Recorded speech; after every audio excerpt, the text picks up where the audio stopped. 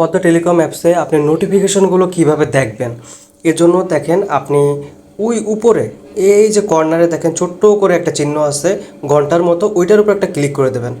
এখানে আসলে আপনি দেখতে পারবেন যে পদ্মা টেলিকম, দেখেন এখানে লেখা আছে drive and recharge service notice.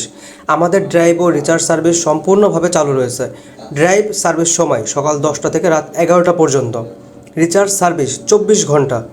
গুরুত্বপূর্ণ নিয়মাবলী: ড্রাইভ প্যাক চালু করতে হলে টাকা অ্যাড করতে হবে ড্রাইভ ব্যালেন্সে, আর রিচার্জ করতে হলে টাকা অ্যাড করতে হবে মেইন ব্যালেন্সে। লোন থাকলে ড্রাইভ অফার সক্রিয় হবে না। রবি এর 26 দিনের প্যাক চলাকালীন লোন নিলে অফার বাতিল হয়ে যাবে।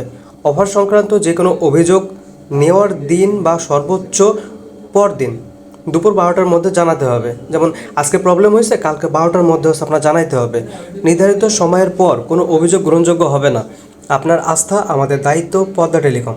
তো এইভাবেই কিন্তু আপনারা সব নোটিশগুলো এই জায়গা থেকে পেয়ে যাবেন নোটিফিকেশনের মাধ্যমে। দেখেন কন্টিনিউয়াসলি কিন্তু এইখানে নোটিফিকেশনের মাধ্যমে নোটিশগুলো দেওয়া হয়। তো আপনারা যদি এটা ফলো করেন তাহলে আপনারা প্রপারলিভাবে এটা জানতে পারবেন। এখান থেকে কিন্তু গুরুত্বপূর্ণ আরও বেশ কিছু বিষয় আপনারা জেনে যাবেন।